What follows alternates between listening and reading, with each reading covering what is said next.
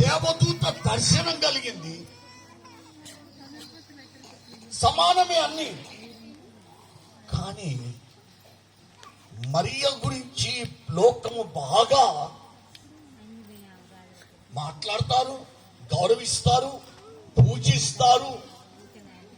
కానీ యేసేపుని చూస్తే ఉత్తగా దిష్టి బొమ్మ నిలబడ్డట్టే నిలబడాల డ్రామాలల్లా కదా. మాట మాట్లాడాడు.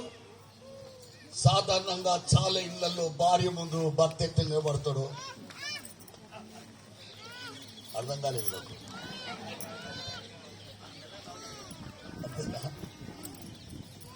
ఆలో పాపము యేసేపు ఒక్కడే ఆడ నిలబడుతున్నాడు కట్టె పట్టుకుని. మాట లేదు, ముచ్చట్లేదు. కొందరు భర్తలు ఎంత భయపడతారంటే భార్య దగ్గర నోరిప్పడానికి కూడా భయపడతారు. మరి అలాంటి టైపా యేసేపు?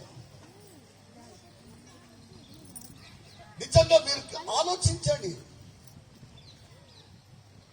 ఈ ఇద్దరు వ్యక్తులు సమానమే. ఇద్దరికి పరిశుద్ధ దైవాత్మ దేవదూత మాట్లాడింది. ఇద్దరిని దేవుడు అనుకున్నాడు. మరియనే కాదు, యేసేపును కూడా దేవుడు అనుకున్నాడు.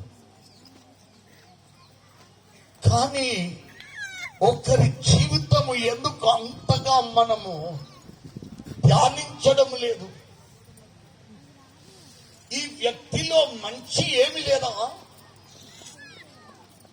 ఆలోచిస్తే నిజంగా యేసేపు ఆయన యూదా వంశానికి చెందినవాడు. దావీదు దీంట్లో నుండి ఆయన వంశావళిలో ఆయన అల్లుకొని జన్మించినవాడు.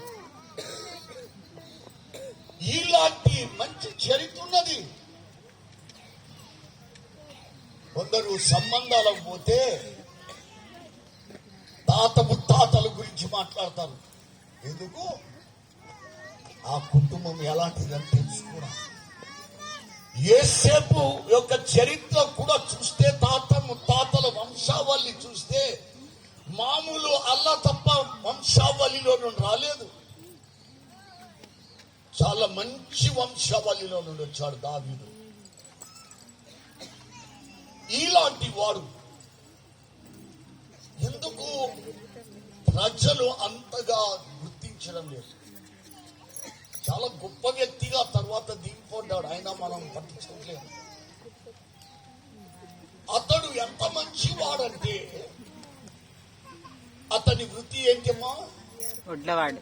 అతని వృత్తి వడ్రంగి వాడు, అంటే కష్టజీవి. అతడు తేరకు వస్తే భార్య సంపాదిస్తే బతికేటోడు కాదు.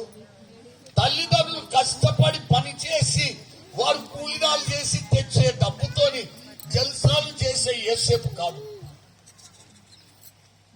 ఇక్కడున్న యవనస్తులు లేదా తల్లిదండ్రులు కన్న బిడ్డలు, యవన బిడ్డలు, మీ కూలినాలు చేసే, మీరు పోగు చేసిన డబ్బుల మీద జల్సాలు చేసే కొడుకులు, బిడ్డలు లాంటి వాడు కాదు యేసేపు. కష్టజీవి, వడ్రంగి పని చేస్తూ బ్రతికేవాడు, కష్టపడి సంపాదించేవాడు. అందుకే దేవుడు ఎన్నుకున్నాడు. దేవుడు బేవర్స్ గాళ్ళని ఎప్పుడు ఎన్నుకోడు. దేవుడు తేరగొచ్చే బ్రతికే వ్యక్తులని ఎప్పుడు కూడా దేవుడు ఎన్నుకోడు. ఆయన సేవలో కష్ట జీవము జీవిస్తున్న వ్యక్తులను ఎన్నుకుంటాడు. ఎందుకంటే ఆయన సేవలో కష్టపడి సేవ చేసే బిడ్డలు కావాలని. ఇక్కడ యేసు స్వామిని రక్షకుడుగా ఈ భూలోకంలో జన్మింప చేయడానికి కష్టపడేవాడు కావాలి. కష్టపడేటువంటి వ్యక్తి కావాలి. ఒక విశ్వాసుడు కావాలి. ఒక విధేయుడు కావాలి. నజరేతులు ఈయనొక్కడే మొగుడు ఉన్నాడా? చెప్పండి. నజరేతులో ఆయన ఒక్కడే ఉన్నాడు. తీసిపరకాన్ మన భాషలో ఉన్నారు, చాలా మంది ఉన్నారు మొగోళ్ళు. కానీ యేసేపుని ఎందుకు ఎన్నుకున్నాడు?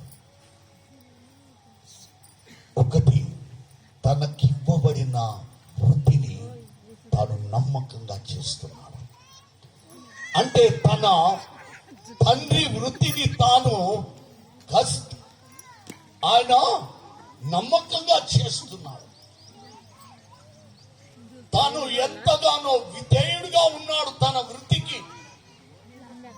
అలాగే దేవుడు చూశాడు, ఈ కష్టజీవి నాకు కావాలి, ఈ విధేయుడు కావాలి, ఇలా నమ్మకమైన వ్యక్తి కావాలి నాకు. ఎన్నుకున్నాడు కరెక్టే. నిజంగా చాలా మంచి వ్యక్తి. రెండో లక్షణం చూస్తే దేవదూత